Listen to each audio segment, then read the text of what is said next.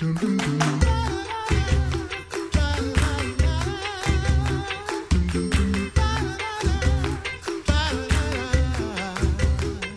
listening to the Coffee Hour. I'm Andy Bates. Sarah's away today. She'll be back tomorrow. It's a good day. It's always a good day when we get to meet the missionary here on the Coffee Hour. So delighted to have the Reverend Micah Wildauer in the studio this morning and get to learn more about our missionaries. Always a joy and a delight. Micah, thanks so much for being our guest on the Coffee Hour. Well, thank you very much. Wonderful to be here. Glad to have you in the studio, back in the States for a little while. Now, tell us about where the Lord has you serving these days. I am serving with my family in Dapong, Togo, in the far northern part of Togo, the state the country, which is less than half the size of the state of Missouri. What did you know about Dapong before you were called to serve as a missionary in Togo? Well, I got to tell you what, I actually know a little bit more than I thought I did. At a conference in 2007 at Concordia University, Chicago, I came in contact with the president of the Lutheran Church in Togo at this time, prior to 2014, when I received the call to Togo. So I actually learned quite a bit from him and in his brief time at that conference. Outstanding. Yeah. Well, tell us a little bit more about tell us that story of becoming missionaries. How did the Wildauers become missionaries serving the Lord? And then we'll get into what is the work that the Lord has you doing there. Sure. Well, out of seminary, I graduated 2006 from Concordia, Fort Wayne. And the initial call was to Milwaukee, Wisconsin, inner city. Milwaukee, Wisconsin, and at the time, Reverend Dan McMiller had approached me as a recruitment for the LCMS and had asked if I would consider an international call. This is, well, Dan, you were formerly my mission executive here in South Wisconsin, and you know the setting. I've been working with the Hmong, the Karen, with African immigrants from Nigeria, from Congo, from all over. I think I'm already in an international setting, but if you're thinking that I should be deployed elsewhere, let's talk about this. So it's been just kind of a great journey out of seminary into the international field right away. We went through the process necessary and considering the call. And 2014 began in February here at orientation at the International Center. Began that journey to Togo, where we've been serving since we arrived there in August 2015 after French learning language in France itself. There's a bit of suffering, I know, being in the Alps, but that's where we learned our language before heading out to Dapong, which is just south of the Sahara Desert and 100-degree temperatures. So primarily French-speaking. Correct, yes. And the seminary actually serves there in Togo. It serves 8 different countries and 9 different partner churches, all within the Francophone region of West and Central Africa. Outstanding. So tell us more about your work in Togo. Well, I serve along with 2 other missionaries as a theological educator at the seminary. The seminary started after the birth of the Lutheran Church of Togo there, with a couple thousand members there, and alongside with other partners in Francophone Africa, Ivory Coast, Benin, Burkina Faso. They had established a seminary in 1998. I believe the anniversary is next week. Of that, when they had their first promotion, their first class finish up. And in year 2000, so 19 years ago was their first graduation class or so. I believe I have my math right.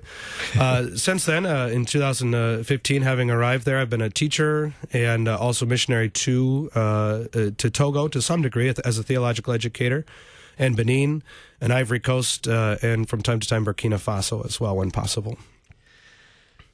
So serving in theological education with fellow missionaries as well. And tell us about the people that you've met that since you've been there. How long have you been in Dapong? 4 years now, going on 4 years. So plenty of time to get to know the people, the culture, and Yes. to build those relationships and to really dig deep into what it means to be a theological educator in a new culture. Tell us the story of 1 or 2 people that you've met there and gotten to know well. Sure. Well, I tell you, plenty of time and not enough at this all in one. With the students coming from 8 different countries, you get to know them 3 years of studies and then they leave. This year we'll have 13 students going back to their countries here in June. We'll not be there for the closing service. We did say our goodbyes, and we might not see them again, but we have gotten to know them.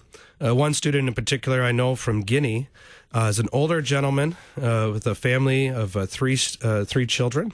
His whole family is there. He had served in some of the wars as a soldier, hired on soldier in Liberia. His brother was subsequently killed near him. He escaped the shootings itself. He has had bullets hit him.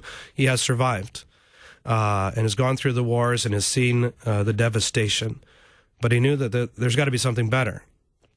He, as a Christian, had searched long and hard, going around saying, where is this truth that I find? And he came across this little blue-covered book called the Small Catechism, in English, of all things, in a Francophone country. But he knew enough English to read through this and said, I think this is my church.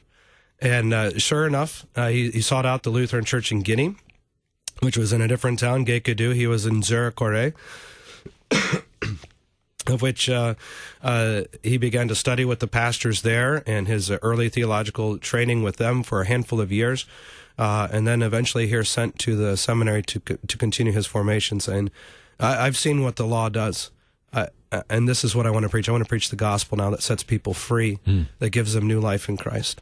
And all with coming across the Small Catechism. And he holds that sacred. He has both the French and the English together and compares them all the time and knows them by heart. And just all around great student. There's so many others like them as well. And so from the seminary, he'll be sent out. Where will he go? I know you don't know exactly where he'll go. Oh, I do actually. Oh, you do? Yeah, I got to tell you this. This is what's great. A wonderful friend in Milwaukee area. At Greenfield Park Lutheran Church there, the pastor, his wife is from Latvia, and she looked at me during a presentation. She says, "You're not really a missionary. You're not planting churches. You're not going out and converting souls." I said, well, when I can into the market, but you're not. You're working with Lutherans who are already Lutheran. This is true, but think with me on this. So this gentleman from Guinea comes to the seminary, having already been catechized, confirmed, and ready, being formed as a pastor. He'll go back to Nzerekore, to his people, to the congregation which sent him, to the people he's already been gathering into a handful of congregations. He knows 4 of the languages, of the local languages, plus the French on top of this. I know 0 of those languages. Had I gone to Nzerekore, where he's from, and learned one of those languages, took 20 years maybe to really master the language and be able to fully engage the people and form a congregation, maybe a handful, whereas he already knows these languages. Who's the missionary? So in a way, to answer her question, I think she's satisfied with this. I'm the missionary who forms the missionaries and the pastors. And they preach the gospel in such a splendid way that I could never do, in reaching multiples of people that I wouldn't be able to just myself.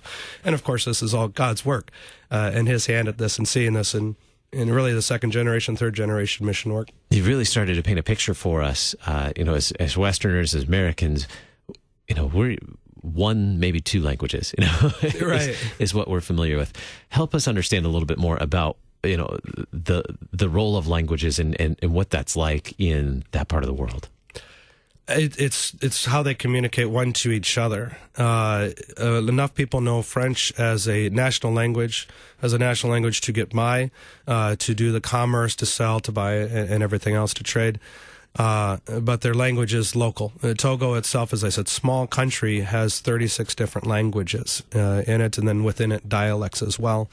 And I couldn't even tell you about all the other countries from which they come, the students come from. But it is certainly the way that they communicate. A lot of our homework in class does detail that out. It's like we give them an assignment where they might answer in French, but sometimes they'll need to put it in their own language and then compare with other students who know the language or whatever else. So the Congolese, they'll converse in Lingala over certain elements. The Ivorians will speak Gere with each other. The Togolese in the north, Moba, to the south, and Benin Fon. So all these different languages. In fact, we have a nice Greek class right now. 7 students, I believe. They are working on looking at the Greek and putting it straight into their own language. No French involved here. Wow. We're looking at the Greek and going to their language. How can I express these terms? How can we learn more, follow your story of what's going on at the seminary and the work that the Lord has the Wildauers doing? Sure. I wish I could tell you a Facebook page. We haven't developed that yet.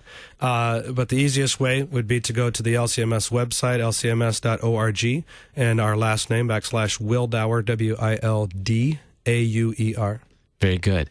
The Reverend Micah Wildauer serving the Lord in Togo. Thank you so much for being our guest on the Coffee Hour today. Wonderful. Thank you for the rain. This is wonderful. Nice cool weather. It's great. Coming up May 6th to the 10th is Teacher Appreciation Week. Let us know your favorite teacher story. Who influenced you most? 314-996-1542 is the listener comment line, or email us coffee@kfuo.org. I'm Andy Bates.